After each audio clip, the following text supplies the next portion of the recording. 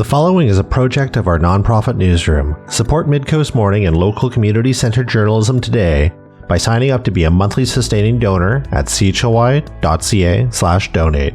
It doesn't take much money to support local news.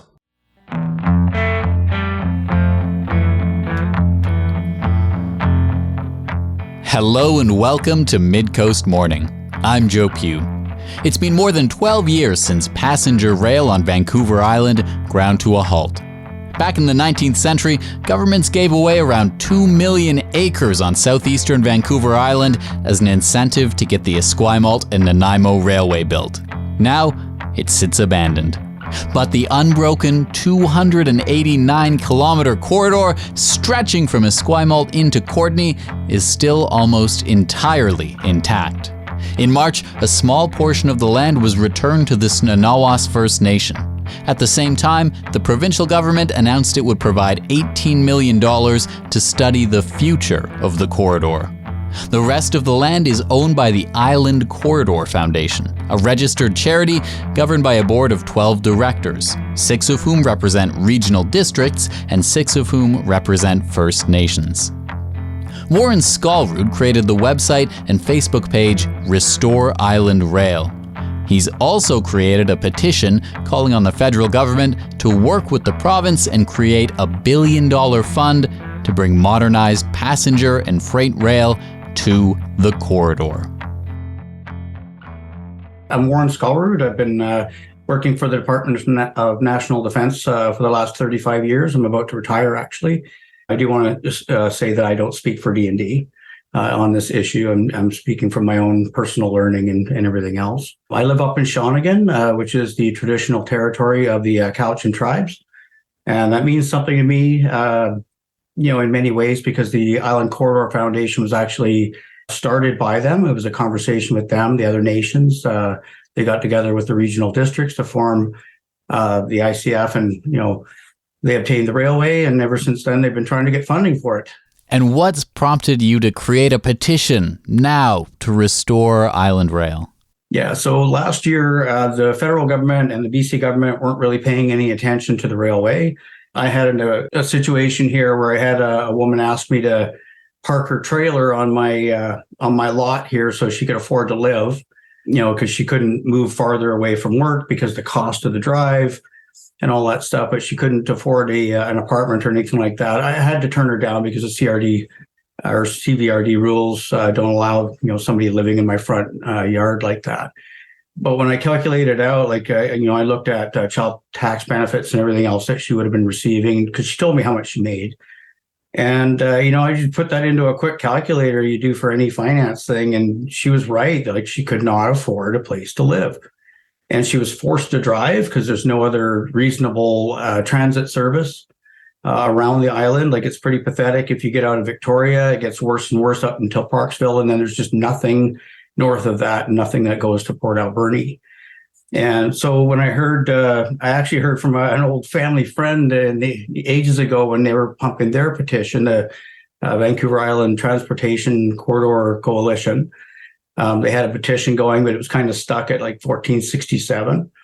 I decided to use the skills and abilities I've built up over the last, 41 years in total in IT and video production and image creation and all that kind of stuff.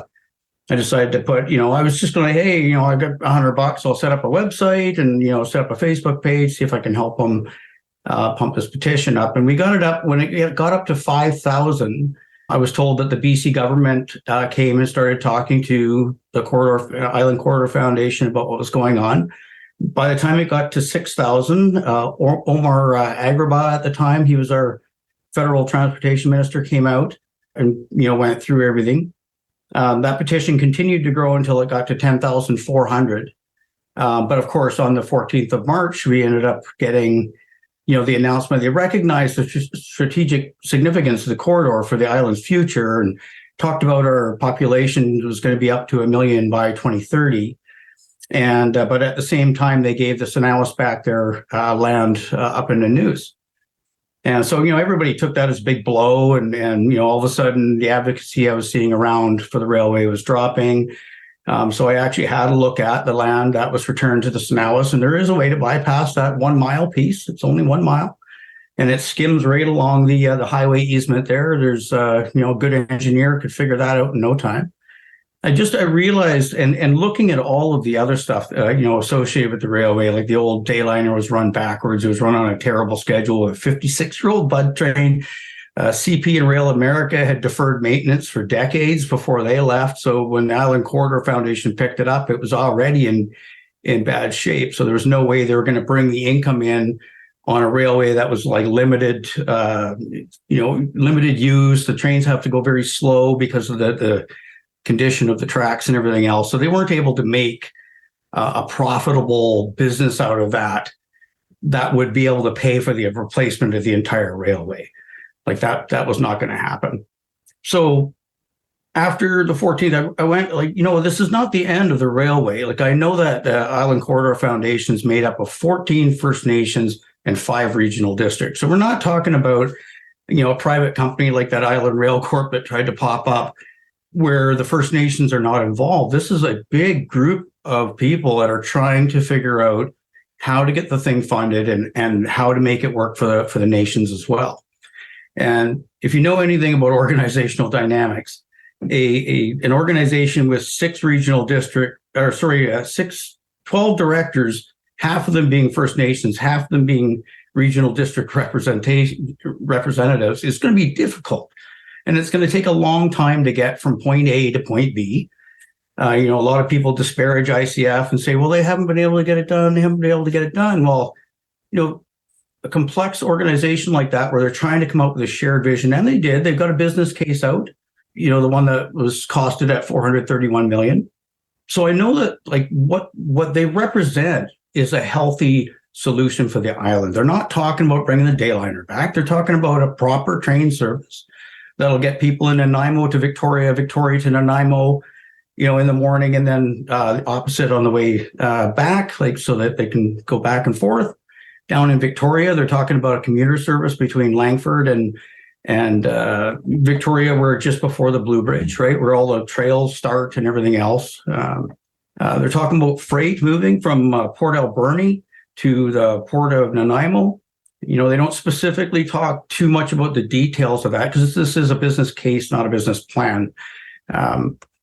So anyway, when I saw the people kind of looking at it saying it's over, I said, no, it's not over. If the federal government had come in with appropriate funding, I think we would have trains right now. This is Midcoast Morning. Today on the show, we're talking about the Island Rail Corridor.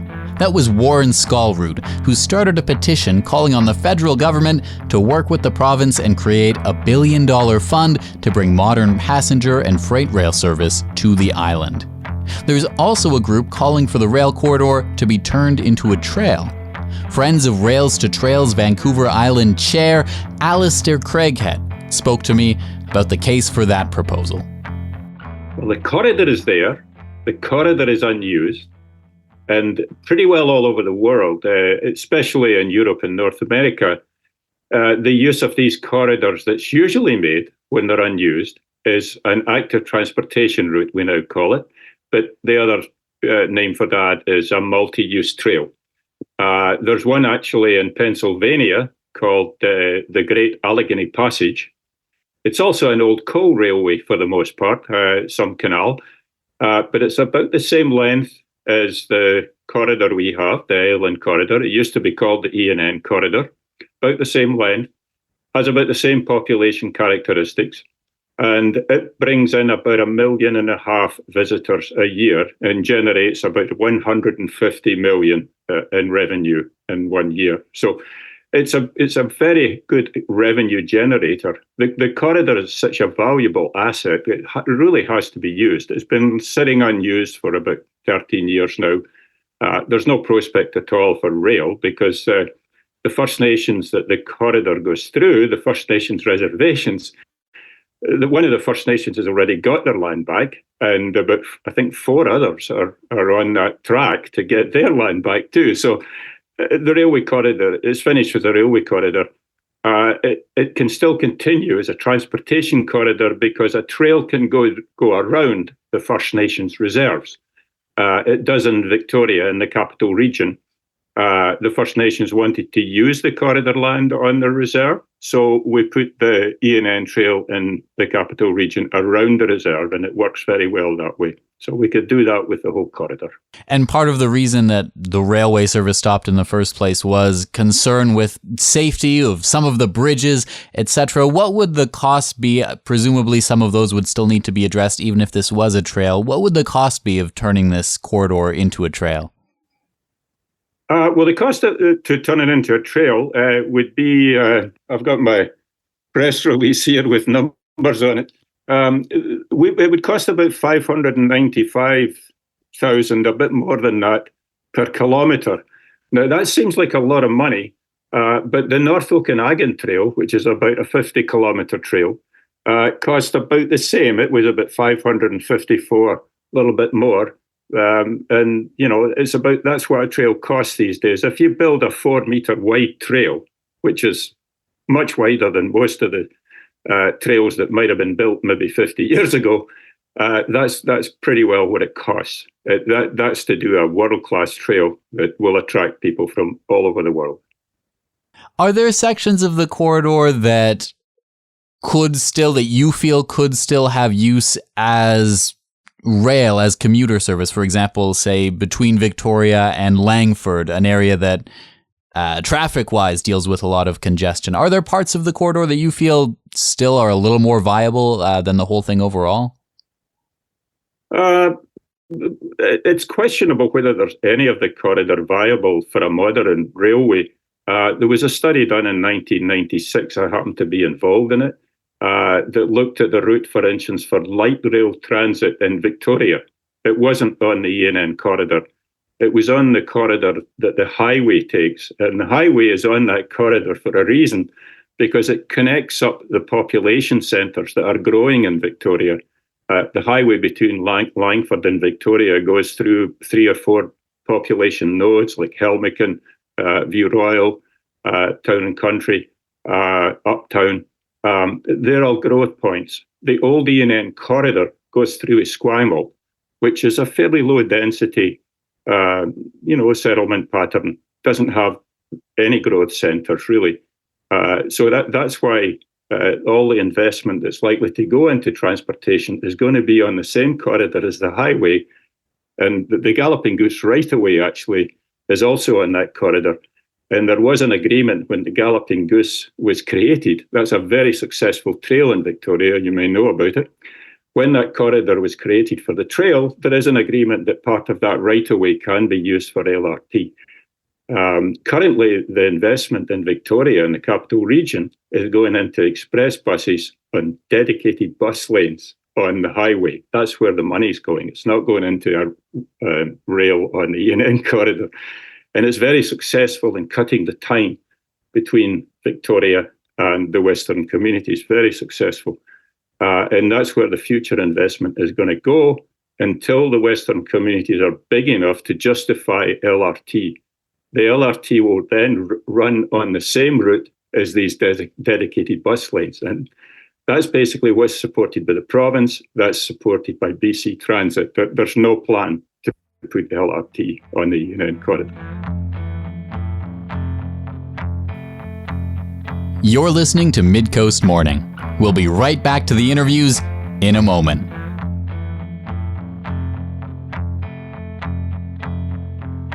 Midcoast Morning is made possible by the Community Radio Fund of Canada's Radio Meters program and listeners like you. Support Midcoast Morning and CHLY's nonprofit newsroom today by becoming a sustaining donor at chly.ca/donate. Local news can't survive without your support. Another way to help us out is to share this show with your friends and tell them why they should support us. Finally, if you're listening to the podcast edition of Midcoast Morning, go and give us a positive review on Apple Podcasts or whatever podcast feed you use. It helps people find us. We're talking the Island Rail Corridor on today's program. The Esquimalt and Nanaimo Railway stopped running years ago, but the nearly 300-kilometre stretch of land from Esquimalt through Courtenay is still almost entirely intact. We just heard from Alistair Craighead of Friends of Rails to Trails Vancouver Island, whose group argues in favour of turning the old railway line into a paved trail. Warren Skalrud recently created a petition to the federal government calling on them to work with the province to fund modernized freight and passenger rail service on the corridor. I asked him what he makes of the idea of turning it into a trail. There's already 105 kilometers of trails beside the rails now. So basically everywhere that's heavily populated, they've already made a trail. So what they're talking about doing is lifting up the rails so that they can interconnect those to make a big long trail. Well, I always say to them, well, what's wrong with the Canada Trail? Like that trail's there. It uses the old rail line as well. It goes across the Kinsel Trestle there. I enjoy that trail. I love it. I also see some motorcycles using it as a highway, but in general, it's a nice trail to go on. That railway wasn't needed. That piece of the railway wasn't needed. So you're talking about Friends of Rails to Trails because they're the ones that actually put in the RFP I guess an RFP to figure out how much it would cost to actually have a trail. And it was a Class C estimate, which first of all it's tantamount to a guess, in terms of what it produced. So what they said is $172 million to create this trail. But in that document, they specifically state that lifting the rails, remediating the ballast, taking out all the ties was not included in that pricing. So let's say they go ahead and they pay that money, but then the trestles need to be fixed fully, whether it is a trail or rails, because you can't take a bridge and half fix it. It has to be restored to its original spec. You can't put a 2x2 in the place of a 2x4 kind of thing, right? So that expense is going to be Kinsel Trestle with the top was $9 million to do that one trestle. So if the railway fails, and then all of a sudden the idea is to put in this massive trail, they're going to have money to fix every one of those trestles right away, because the rules now for if there's a change of use, the railway has to come up. Actually, there has to be an environmental test first. They have to go every 500 meters to test the ground. And then they've got to rip up the rails, rip up the ties, take up the ballast and try to figure out what you're going to do with that before they put the trail in, right? It would be a massive amount of money. And then, if they're talking about paving the whole thing, what's the trail up the Saanich side there that's now buckling? The asphalt that they put on top of it is actually buckling and it's not getting maintained. And so riders are now, going over some rough spots. I saw a few people's posts about that. And so you're talking about a 289 kilometer trail that needs nothing but maintenance. It has no direct revenue stream. Like, what is the direct revenue stream when you're on an island already that has the Trans-Canada Trail and all of the other trails and activities and everything else we have? They like to say that it's going to bring in a whole bunch of tourists and we're going to make money off of that. The cyclists and whatnot. They already come. They already come here. They already do cycle all over the island. There may be a quick, let's say they did actually find somebody to invest that much money in the trail. There may be a quick little burst of people that want to come on and check it out. But I think that would die off pretty quick afterwards, right? So all we're left with at the end of that is a trail that needs to be maintained. And it's probably going to end up with a bunch of tent cities along the side of it. So it's probably going to need to be policed as well, and with no revenue stream. So at least with the rails, there's the freight revenue to maintain the tracks from into the future. Why do you think we've managed to go over a decade with the railway being largely completely in disuse? Well, I look back and I try to think myself as the government looking at our railway at that point in time. So that the years preceding 2011, there was actually a reduction in the growth rate on Vancouver Island. So it was looking like we weren't going to be getting more and more people in. But of course, right after 2011, it started spiking up. And, we've gone up 180,000 people since 2011.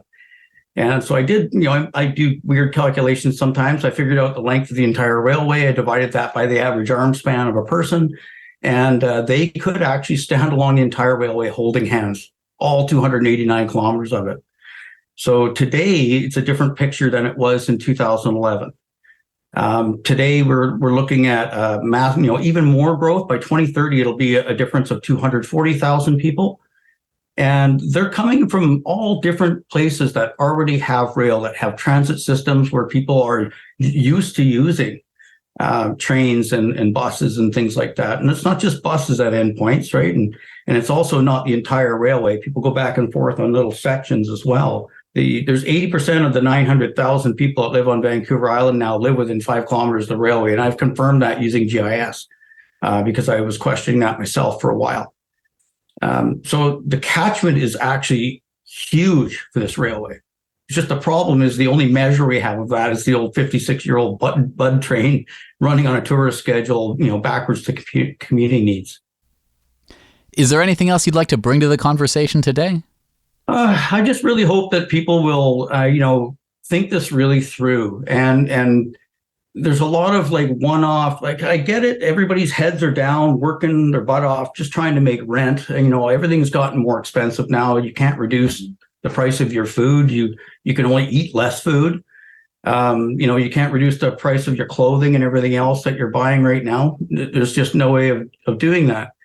You can't reduce your rent. The only thing that we have positive control over is our transportation, really, how we get to places.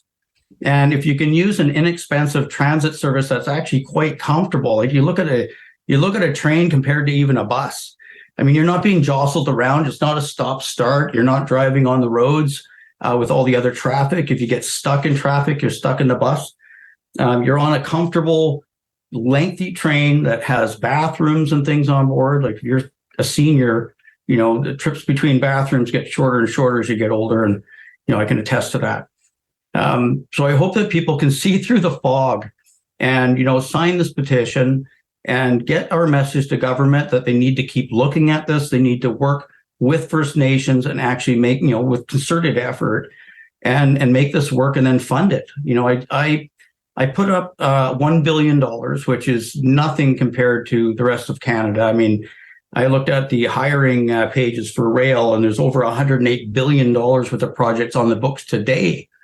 And Vancouver Island now represents 149th of 143rd of Canadian population, and also 1/5 of BC's population. We're not a little small island that some people think we are. We usually stay within a small bubble of our lives, and we don't see everybody else that's out there. But 900,000 people is a lot of people, and with so many of them in and along the railway.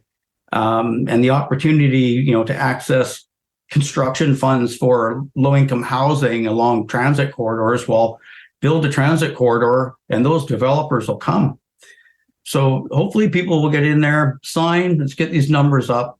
Let's get the message through to Ottawa that this railway is a strategic asset, and it's not just needed tomorrow, it's needed today. Warren Skolrud created the page Restore Island Rail, as well as a petition to the federal government on the issue, which has gathered more than 4,400 signatures as of recording time. Meanwhile, Alistair Craighead of Friends of Rails to Trails Vancouver Island says the one thing everyone can agree on is the value of keeping the corridor intact, one way or another.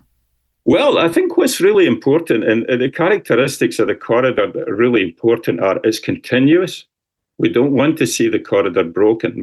Everybody agrees on that. Even people that think rail is a good idea, they all agree the corridor is a hugely valuable asset. And what's really important when you're constructing and investing in a trail is it be continuous. There are still people saying, well, we should leave the rails in place. we can have the trail with the rails. Well, we can't. There's no room on the bridges. There's 40 bridges at least 40 bridges between Victoria and Comox, depending on where you start the trail. There's no room on these bridges. If you have to construct another bridge to have the trail besides rails that aren't even used, that would put the cost into, we don't even need to calculate that. We can look at where that's been done in Victoria. There is a trail beside the rails, but that trail was built at a cost of more than $2 million a kilometre, not the $500 million that the trail would cost. And to build a trail all the way up the island for $2 million a kilometre, I don't think that would happen. So we'd then have an unused corridor, and then we'd have all sorts of demands to develop it in some other way. So we don't want to lose it. The trail is a default solution that's proven all over North America, Europe, and other parts of the world too. So we understand that the default solution is the one that we should use. Successful default solution is the one that we should go for. We also reached out to the Island Corridor Foundation, the registered charity which owns the land the corridor is on, but couldn't arrange an interview ahead of our deadline. That's our story for the day. Thank you for joining me. I'm Joe Pugh, host and producer of Midcoast Morning. Jesse Woodward is our executive producer, and RB Frew is our technical advisor. You can sign up for CHLY's newsletter at chly.ca/subscribe for updates from our nonprofit newsroom and more. Our theme song is First One by local Nanaimo band Waste Management. If you have a story you would like us to cover, email us at news@chly.ca. That's all for now. I'll talk to you on another Midcoast Morning. Midcoast Morning would not be possible without the funding of the Community Radio Fund of Canada's Radio Meters program and listeners like you. Midcoast Morning is a project of CHLY's nonprofit newsroom. Support nonprofit journalism in Nanaimo and on the Salish Sea today by becoming a monthly sustaining donor at $5 or more per month. Support the program at chly.ca/donate. If you're already a supporter, record a voice memo telling others where you're listening from and why they too should support our work. After you're done, you can email it to us. Also, share the podcast with your friends. While Meta is blocking Canadian users from sharing news content on their Facebook feeds, you can still share our podcast directly with your friends via Facebook or Instagram Messenger. Finally, this program acknowledges and gives thanks to the Snaw'naw'as First Nation as we broadcast and podcast from their traditional territory. Thanks for listening.